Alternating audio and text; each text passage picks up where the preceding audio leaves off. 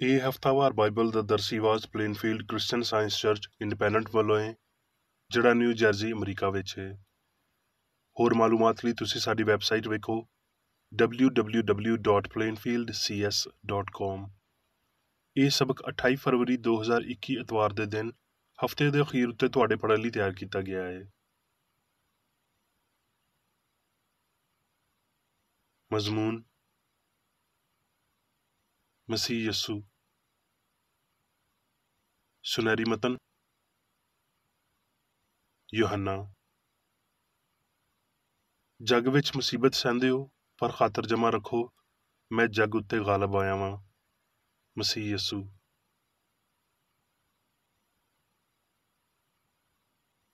ਜਵਾਬੀ ਪੜ੍ਹਾਈ: ਯੋਹੰਨਾ।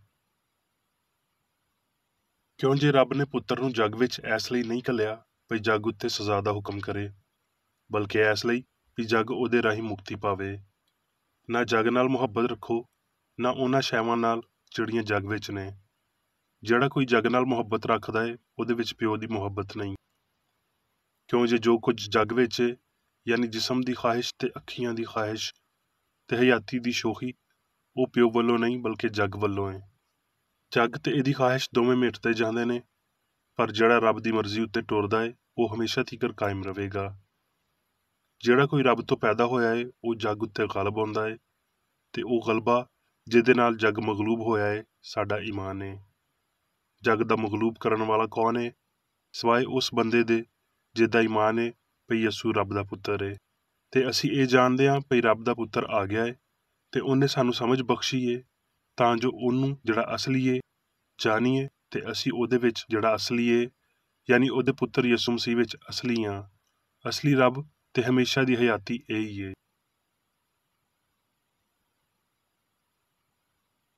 ਦਰਸੀਵਾਜ਼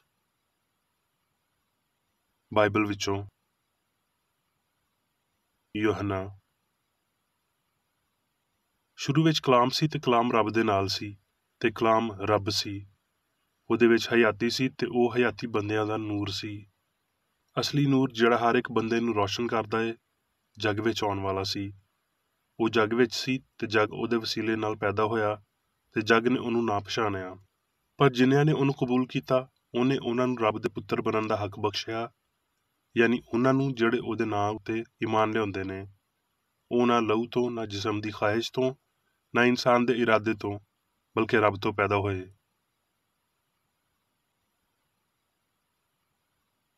ਮੱਤੀ: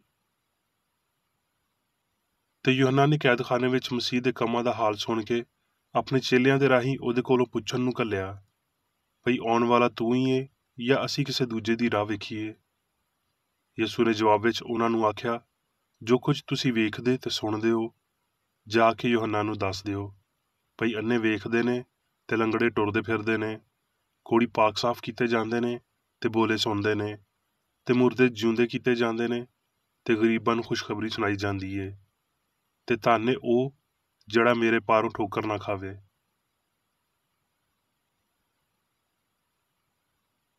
ਮੱਤੀ: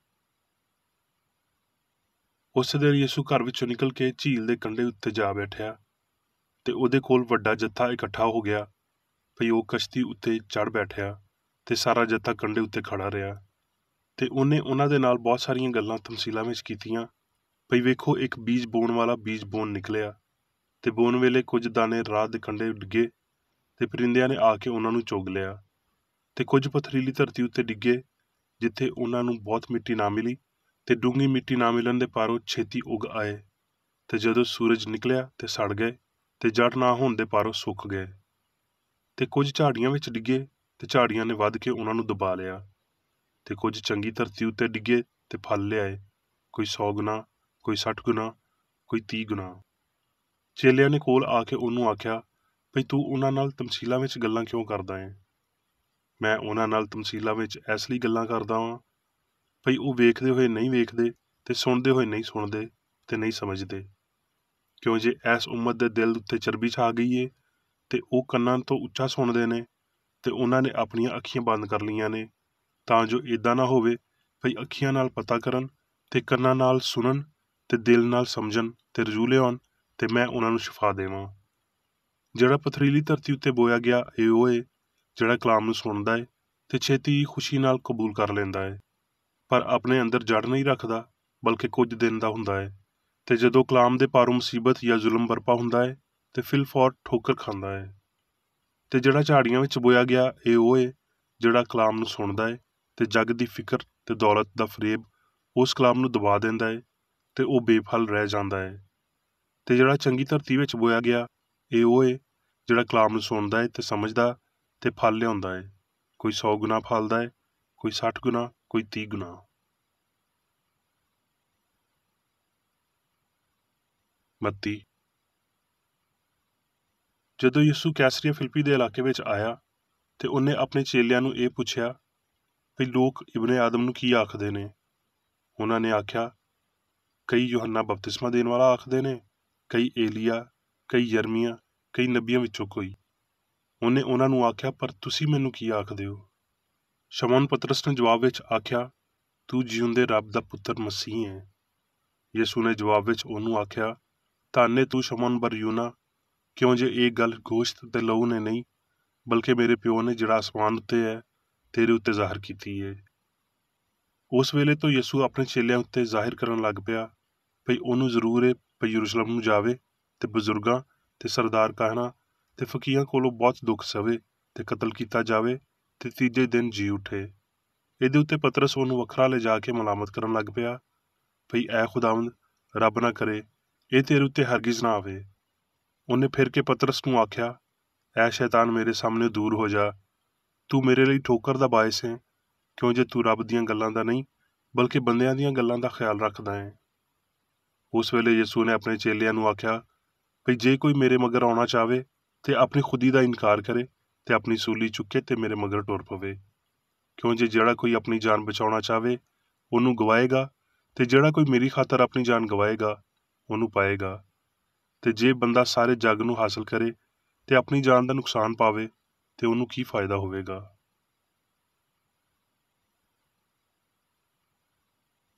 ਯੂਹੰਨਾ। ਜਿਹੜੀਆਂ ਗੱਲਾਂ ਮੈਂ ਤੁਹਾਨੂੰ ਆਖੀਆਂ ਨੇ ਉਹ ਰੂਹ ਨੇ ਤੇ ਹਯਾਤੀ ਵੀ ਨੇ, ਪਰ ਤੁਹਾਡੇ ਵਿੱਚੋਂ ਕਈ ਅਜਿਹੇ ਨੇ ਜਿਹੜੇ ਈਮਾਨ ਨਹੀਂ ਲਿਆਏ। ਇਹਦੇ ਉੱਤੇ ਉਹਦੇ ਚੇਲਿਆਂ ਵਿੱਚੋਂ ਬਥੇਰੇ ਉਲਟੇ ਪਰਤੇ ਤੇ ਇਹਦੇ ਬਾਅਦ ਉਹਦੇ ਨਾਲ ਨਾ ਰਹੇ। ਤੇ ਯਿਸੂ ਨੇ ਉਹਨਾਂ 12 ਨੂੰ ਆਖਿਆ, ਕੀ ਤੁਸੀਂ ਵੀ ਜਾਣਾ ਚਾਹੁੰਦੇ ਹੋ? ਸ਼ਮੌਨ ਪਤਰਸ ਨੇ ਉਹਨੂੰ ਜਵਾਬ ਦਿੱਤਾ, ਐ ਖੁਦਾਵੰਦ, ਅਸੀਂ ਕਿਹਦੇ ਕੋਲ ਜਾਈਏ? ਹਮੇਸ਼ਾ ਦੀ ਹਯਾਤੀ ਦੀਆਂ ਗੱਲਾਂ ਤੇ ਤੇਰੇ ਹੀ ਕੋਲ ਨੇ, ਤੇ ਅਸੀਂ ਈਮਾਨ ਲਿਆਏ ਤੇ ਜਾਣ ਗਏ ਹਾਂ ਵੀ ਰੱਬ ਦਾ ਕਦੂਸ ਤੂੰ ਹੀ ਹੈ। ਕੁਲਸੀਓ। ਤੇ ਜਿਵੇਂ ਤੁਸੀਂ ਮਸੀਹ ਯਿਸੂ ਖੁਦਾਵੰਦ ਨੂੰ ਕਬੂਲ ਕੀਤਾ, ਉਸੇ ਤਰ੍ਹਾਂ ਉਹਦੇ ਵਿੱਚ ਟੁਰਦੇ ਰਹੋ ਤੇ ਉਹਦੇ ਵਿੱਚ ਜੜ ਫੜਦੇ ਤੇ ਤਾਮੀਰ ਹੁੰਦੇ ਜਾਓ।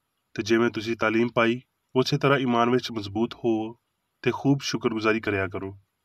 ਖਬਰਦਾਰ ਕੋਈ ਤੁਹਾਨੂੰ ਉਸ ਫਲਸਫੀ ਤੇ ਲਾ ਹਾਸਲ ਫਰੇਬ ਦਾ ਸ਼ਿਕਾਰ ਨਾ ਕਰ ਲਏ ਜਿਹੜਾ ਇਨਸਾਨਾਂ ਦੀ ਰਵਾਇਤ ਤੇ ਦੁਨਿਆਵੀ ਸ਼ੁਰੂ ਦੀਆਂ ਗੱਲਾਂ ਦੇ ਮੁਆਫਿਕ ਨੇ, ਨਾ ਵੀ ਮਸੀਹ ਦੇ ਮੁਆਫਿਕ।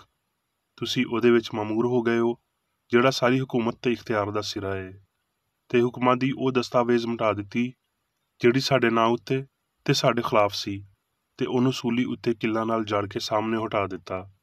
ਉਹਨੇ ਹਕੂਮਤਾਂ ਤੇ ਇਖਤਿਆਰਾਂ ਨੂੰ ਆਪਣੇ ਉੱਤੋਂ ਲਾ ਕੇ ਉਹਨਾਂ ਦਾ ਬਰਮਲਾ ਤਮਾਸ਼ਾ ਬਣਾਇਆ ਤੇ ਸੂਲੀ ਦੇ ਪਾਰੋਂ ਉਹਨਾਂ ਉੱਤੇ ਫਤਿਹਯਾਬੀ ਦਾ ਸ਼ਾਦੀਆਨਾ ਨਾਂ ਵਜਾਇਆ।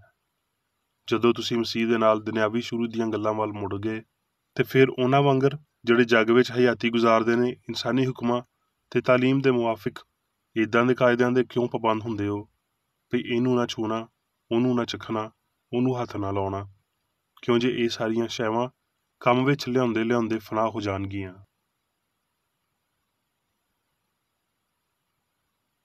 ਕੁਲਸੀਓ। ਤੇ ਜਦੋਂ ਤੁਸੀਂ ਮਸੀਹ ਦੇ ਨਾਲ ਜਵਾਏ ਗਏ ਤੇ ਆਲਮੇ ਬਾਲਾ ਦੀਆਂ ਸ਼ੈਵਾਂ ਦੀ ਤਲਾਸ਼ ਵਿੱਚ ਰਵੋ ਜਿੱਥੇ ਮਸੀਹ ਮੌਜੂਦ ਏ ਤੇ ਰੱਬ ਦੇ ਸੱਜੇ ਪਾਸੇ ਬੈਠਾ ਹੈ, ਕਿਉਂ ਜੇ ਤੁਸੀਂ ਜਾਣਦੇ ਹੋ ਵੀ ਖੁਦਾਵੰਦ ਵੱਲੋਂ ਇਹਦੇ ਬਦਲੇ ਵਿੱਚ ਤੁਹਾਨੂੰ ਮਿਰਾਸ ਮਿਲੇਗੀ। ਤੁਸੀਂ ਖੁਦਾਵੰਦ ਮਸੀਹ ਦੀ ਸੇਵਾ ਕਰਦੇ ਰਹੋ।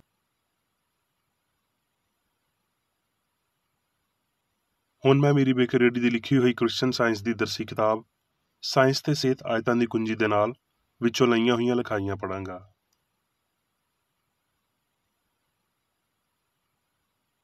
ਸਾਇੰਸ ਤੇ ਸਿਹਤ।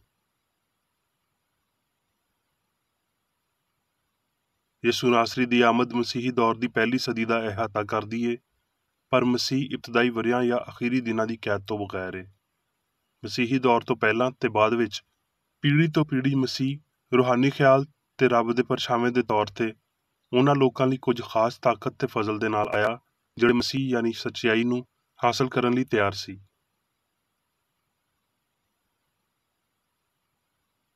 ਮਸੀਹ ਰੱਬ ਦਾ ਇਲਾਹੀ ਇਜ਼ਹਾਰ ਜਿਹੜਾ ਮੁਜੱਸਮ ਗਲਤੀ ਨੂੰ ਬਰਬਾਦ ਕਰਨ ਲਈ ਬਦਨ ਦੀ ਸੂਰਤ ਵਿੱਚ ਆਉਂਦਾ ਹੈ।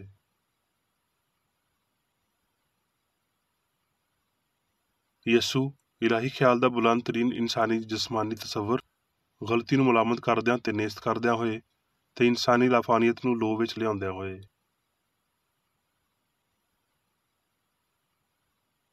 ਮਾਜ਼ੀ ਵਾਂਗਰ ਮਸੀਹ ਦਾ ਰੂਹ ਜਿਹੜਾ ਇਨਸਾਨੀ ਅਕੀਦਿਆਂ ਤੇ ਰਸਮਾਂ ਨੂੰ ਦੂਰ ਕਰ ਦਿੰਦਾ ਹੈ, ਉਦੋਂ ਤੀਕਰ ਕਬੂਲ ਨਹੀਂ ਕੀਤਾ ਜਾਂਦਾ ਜਦੋਂ ਤੀਕਰ ਇਨਸਾਨ ਦੇ ਦਿਲ ਉਹਦੇ ਲਈ ਤਿਆਰ ਨਹੀਂ ਕੀਤੇ ਜਾਂਦੇ। ਯਿਸੂ ਦੇ ਮਿਸ਼ਨ ਨੇ ਪੇਸ਼ਨਗੋਈ ਦੀ ਤਸਦੀਕ ਕੀਤੀ ਤੇ ਪੁਰਾਣੇ ਜ਼ਮਾਨੇ ਦੇ ਨਾਮ ਨਿਹਾਦ ਮੌਜਜ਼ੇ ਦੀ ਵਜ਼ਾਹਤ ਕੀਤੀ, ਜਿੱਦਾਂ ਪਈ ਇਲਾਹੀ ਕੂਵਤ ਦੇ ਕੁਦਰਤੀ ਇਜ਼ਹਾਰ ਸੀ, ਉਹ ਇਜ਼ਹਾਰ ਜਿਨ੍ਹਾਂ ਨੂੰ ਸਮਝਿਆ ਨਹੀਂ ਗਿਆ ਸੀ। ਉਹਨੇ ਆਪਣੀ ਦੁਆਏ ਖੈਰ ਕਿਸੇ ਵੀ ਇੱਦਾਂ ਦੇ ਬੰਦੇ ਨੂੰ ਦਿੱਤੀ ਜਿਹਨੂੰ ਇਹਦੇ ਤੋਂ ਇਨਕਾਰ ਨਹੀਂ ਕਰਨਾ ਚਾਹੀਦਾ ਵੀ ਇੱਦਾਂ ਦੇ ਅਸਰਾਤ ਜਿਹੜੇ ਇਲਾਹੀ ਸਿਆਣ ਨਾਲ ਆਉਂਦੇ ਨੇ ਰੱਬ ਦੀ ਯਕਜਹਿਤੀ ਨੂੰ ਸਾਬਤ ਕਰਦੇ ਨੇ, ਯਾਨੀ ਉਹ ਇਲਾਹੀ ਅਸੂਲ ਜਿਹੜਾ ਸਾਰੀ ਹਮਾਂਗੀ ਲਿਆਉਂਦਾ ਹੈ।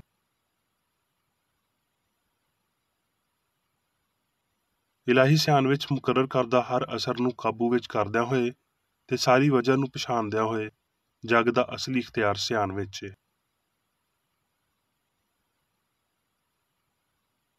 ਯਿਸੂ ਸਬਰ ਨਾਲ ਤੇ ਸੱਚਾਈ ਦੀ ਹਸਤੀ ਨੂੰ ਜ਼ਾਹਿਰ ਕਰਦਿਆਂ ਹੋਏ ਆਪਣੀ ਤਾਲੀਮ ਤੇ ਕਾਇਮ ਰਿਹਾ। ਉਹਦੇ ਤਾਲਬੇ ਇਲਮਾਂ ਨੇ ਸੱਚਾਈ ਦੀ ਇਸ ਤਾਕਤ ਨੂੰ ਬਿਮਾਰ ਨੂੰ ਸ਼ਿਫਾ ਦਿੰਦਿਆਂ, ਬਦਰੂ ਨੂੰ ਕੱਢਦਿਆਂ ਤੇ ਮੁਰਦੇ ਨੂੰ ਜਿਉਂਦਾ ਕਰਦਿਆਂ ਹੋਏ ਵੇਖਿਆ, ਪਰ ਇਸ ਅਜੀਬ ਕੰਮ ਦੀ ਕਾਮਲੀਅਤ ਰੂਹਾਨੀ ਤੌਰ ਤੇ ਕਬੂਲ ਨਹੀਂ ਕੀਤੀ ਗਈ। ਇੱਥੇ ਤੀਕਰ ਵੀ ਉਹਨਾਂ ਵੱਲੋਂ ਵੀ ਸੂਲੀ ਉੱਤੇ ਚੜ੍ਹਾਏ ਜਾਣ ਤੋਂ ਬਾਅਦ ਤੀਕਰ ਜਦੋਂ ਉਹਨਾਂ ਦਾ ਬੇਦਾਗ ਉਸਤਾਦ ਉਹਨਾਂ ਦੇ ਸਾਹਮਣੇ ਖੜਾ ਸੀ, ਜਿਹੜੇ ਬਿਮਾਰੀ, ਪਾਪ ਤੇ ਆਰਜ਼ੇ, ਮੌਤ ਤੇ ਕਬਰ ਉੱਤੇ ਫਤਹਮੰਦ ਹੋਏ। ਸਮਝੇ ਜਾਣ ਦੀ ਖਾਹਿਸ਼ ਕਰਦਿਆਂ ਹੋਏ ਮਾਲਕ ਨੇ ਇਹ ਗੱਲ ਦੁਹਰਾਈ ਪਈ, ਪਰ ਤੁਸੀਂ ਮੈਨੂੰ ਕੀ ਆਖਦੇ ਹੋ? ਇਸ ਤਜਦੀਦਸ਼ੁਦਾ ਸਵਾਲ ਦਾ ਮਤਲਬ ਇਹ ਹੈ, ਕੌਣ ਤੇ ਕੀ ਏ ਜਿਹੜਾ ਇਹ ਕੰਮ ਕਰਨ ਦੇ ਕਾਬਲ ਏ, ਜਿਹੜਾ ਮਰੂਫ ਸਿਆਣ ਲਈ ਬਹੁਤ ਪੁਰਸਰਾਰ ਏ।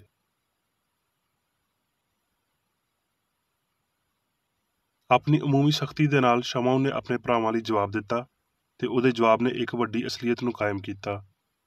ਤੂੰ ਜਿਉਂਦੇ ਰੱਬ ਦਾ ਪੁੱਤਰ ਮਸੀਹ ਹੈ, ਯਾਨੀ ਮਸੀਹਾ ਉਹ ਏ ਜਿਹਨੂੰ ਤੂੰ ਜ਼ਾਹਿਰ ਕੀਤਾ। ਮਸੀਹ ਰੱਬ ਦਾ, ਸੱਚਾਈ ਦਾ, ਹਯਾਤੀ ਤੇ ਮੁਹੱਬਤ ਦਾ ਰੂਹ ਜਿਹੜਾ ਜ਼ਹਿਨੀ ਤੌਰ ਤੇ ਸ਼ਿਫਾ ਦਿੰਦਾ ਹੈ।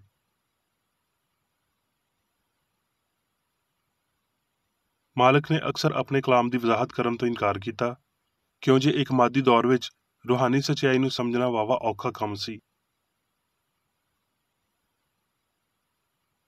ਜਿਹੜੇ ਲੋਕ ਬਸ ਆਪਣੀ ਖੁਸ਼ੀ ਤੇ ਹਵਾਸ ਦੀ ਤਸਕੀਨ ਵਿੱਚ ਜਿਉਂਦਿਆਂ ਹੋਏ ਪਾਪ ਉੱਤੇ ਯਕੀਨ ਕਰਨ ਤੇ ਆਪਣੇ ਆਪ ਵਿੱਚ ਹੀ ਦਫਨ ਨੇ, ਉਹਨਾਂ ਲਈ ਉਹਨੇ ਮਾਦੀਅਤ ਵਿੱਚ ਆਖਿਆ, ਅੱਖਾਂ ਹੈ ਨੇ ਪਰ ਤੁਸੀਂ ਵੇਖਦੇ ਨਹੀਂ, ਕੰਨ ਹੈ ਨੇ ਪਰ ਤੁਸੀਂ ਸੁਣਦੇ ਨਹੀਂ, ਭਈ ਕਿਤੋਂ ਦਿਲੋਂ ਨਾ ਸਮਝ ਲਓ ਤੇ ਬਾਜ਼ ਆਓ ਤੇ ਮੈਂ ਤੁਹਾਨੂੰ ਸ਼ਿਫਾ ਦੇਵਾਂ। ਉਹਨੇ ਤਾਲੀਮ ਦਿੱਤੀ ਭਈ ਮਾਦੀ ਹਵਾਸ ਸੱਚਾਈ ਨੂੰ ਤੇ ਉਹਦੀ ਸ਼ਿਫਾ ਦੇਣ ਵਾਲੀ ਤਾਕਤ ਨੂੰ ਚੁੱਪ ਕਰਾਉਂਦੇ ਨੇ।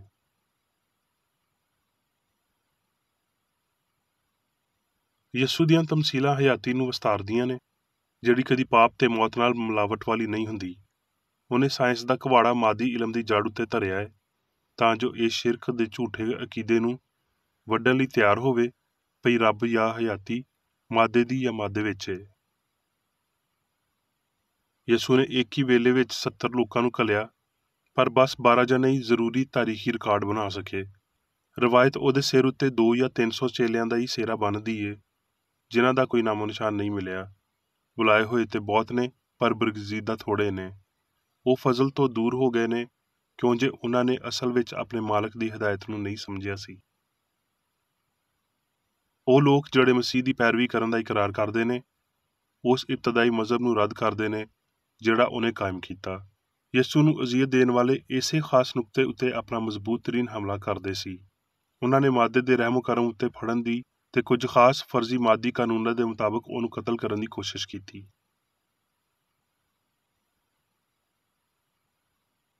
ਮਸੀਹਤ ਦਾ ਅਸੂਲ ਤੇ ਸਬੂਤ ਰੂਹਾਨੀ ਫਹਿਮ ਦੇ ਪਾਰੋਂ ਸਮਝੇ ਜਾਂਦੇ ਨੇ। ਇਹਨਾਂ ਨੂੰ ਯਿਸੂ ਦੇ ਇਜ਼ਹਾਰ ਦੇ ਸਾਹਮਣੇ ਰੱਖਿਆ ਜਾਂਦਾ ਹੈ। ਉਹਦੇ ਬਿਮਾਰ ਨੂੰ ਸ਼ਿਫਾ ਦੇਣ, ਬਦਰੂਆਂ ਨੂੰ ਕੱਢਣ ਤੇ ਉਹ ਮੌਤ ਯਾਨੀ ਜਿਹੜੀ ਸਭ ਤੋਂ ਪਿਛਲਾ ਵੈਰੀ ਏ, ਜਿਹਨੂੰ ਬਰਬਾਦ ਕੀਤਾ ਜਾਵੇਗਾ, ਇਹਨੂੰ ਬਰਬਾਦ ਕਰਨ ਦੇ ਪਾਰੋਂ ਮਾਦੇ ਤੇ ਇਹਦੇ ਨਾਮ ਨਿਹਾਦ ਕਾਨੂੰਨਾਂ ਲਈ ਉਹਦੀ ਲਾਪਰਵਾਹੀ ਵਿਖਾਉਂਦੇ ਨੇ।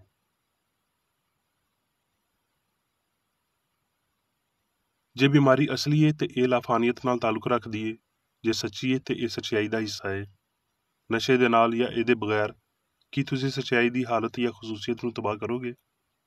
ਪਰ ਜੇ ਪਾਪ ਤੇ ਬਿਮਾਰੀ ਵਹਿਮ ਨੇ ਤੇ ਐਸ ਫਾਨੀ ਸੁਪਨੇ ਜਾਂ ਵਹਿਮ ਤੋਂ ਜਾਗਣਾ ਸਾਨੂੰ ਸਿਹਤਮੰਦੀ, ਪਾਕੀਜ਼ਗੀ ਤੇ ਲਾਫਾਨੀਅਤ ਦਿੰਦਾ ਏ।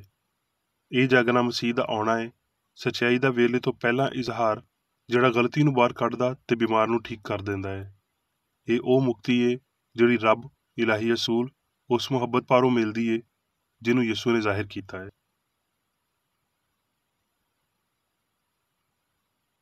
ਜਦੋਂ ਮਸੀਹ ਪਾਪ ਉੱਤੇ ਇੱਕ ਯਕੀਨ ਜਾਂ ਬਿਮਾਰੀ ਉੱਤੇ ਯਕੀਨ ਨੂੰ ਚੰਗੇ ਈਮਾਨ ਵਿੱਚ ਬਦਲਦਾ ਏ ਤੇ ਯਕੀਨ ਰੂਹਾਨੀ ਫਹਿਮ ਵਿੱਚ ਬਦਲ ਜਾਂਦਾ ਏ ਤੇ ਪਾਪ, ਬਿਮਾਰੀ ਤੇ ਮੌਤ ਗਾਇਬ ਹੋ ਜਾਂਦੇ ਨੇ।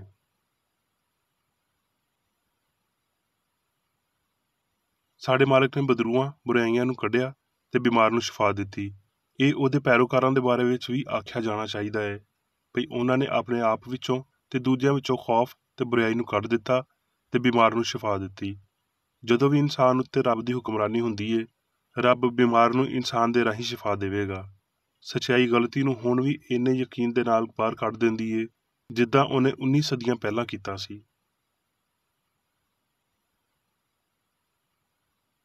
ਸਾਡੇ ਮਾਲਕ ਦੀ ਜ਼ਮੀਨੀ ਹਯਾਤੀ ਵਿੱਚ ਰੂਹਾਨੀ ਖਿਆਲ ਦੇ ਰੂਪ ਦੀ ਇੱਕ ਮੁਖਤਸਰ ਜਿਹੀ ਤਾਰੀਖ ਸੀ, ਪਰ ਉਹਦੀ ਬਾਦਸ਼ਾਹੀ ਦਾ ਅਖੀਰ ਨਾ ਹੋਵੇਗਾ, ਕਿਉਂ ਜੇ ਮਸੀਹ ਰੱਬ ਦਾ ਖਿਆਲ ਸਾਰੀਆਂ ਕੌਮਾਂ ਤੇ ਉਮਤਾਂ ਤੇ ਇਲਾਹੀ ਸਾਇੰਸ ਦੇ ਨਾਲ ਆਮਰਾਨਾ ਤੌਰ ਤੇ, ਪੂਰੇ ਤੌਰ ਤੇ ਫੈਸਲਾਕੁਨ ਅੰਦਾਜ਼ ਵਿੱਚ ਹਕੂਮਤ ਕਰੇਗਾ।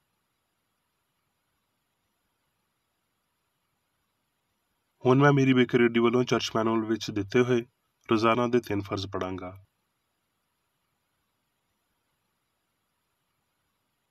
ਰੋਜ਼ਾਨਾ ਦੀ ਦੁਆ। ਐਸ ਚਰਚ ਦੇ ਹਰ ਰੁਕਨ ਦਾ ਇਹ ਫਰਜ਼ ਹੈ ਕਿ ਉਹ ਹਰ ਰੋਜ਼ ਇਹ ਦੁਆ ਕਰੇ, ਤੇਰੀ ਬਾਦਸ਼ਾਹੀ ਆਵੇ, ਇਲਾਹੀ ਸੱਚਾਈ, ਹਯਾਤੀ ਤੇ ਪਿਆਰ ਦੀ ਸਲਤਨਤ ਮੇਰੇ ਅੰਦਰ ਕਾਇਮ ਹੋਵੇ ਤੇ ਸਾਰੇ ਪਾਪ ਮੈਥੋਂ ਨਿਕਲ ਜਾਣ ਤੇ ਤੇਰਾ ਕਲਾਮ ਸਾਰੇ ਇਨਸਾਨਾਂ ਦੇ ਪਿਆਰ ਨੂੰ ਵਧਾਵੇ ਤੇ ਉਹਨਾਂ ਉੱਤੇ ਹਕੂਮਤ ਕਰੇ।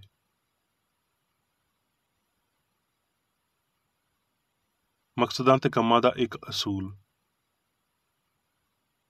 ਨਾ ਕੋਈ ਮੁਖਾਲਫਤ ਤੇ ਨਾ ਕੋਈ ਜ਼ਾਤੀ ਤਾਲੁਕ ਮਾਦਰੀ ਚਰਚ ਦੇ ਕਿਸੇ ਰੁਕਨ ਦੇ ਮਕਸਦਾਂ ਜਾਂ ਕੰਮਾਂ ਉੱਤੇ ਅਸਰ ਕਰਨੇ ਚਾਹੀਦੇ।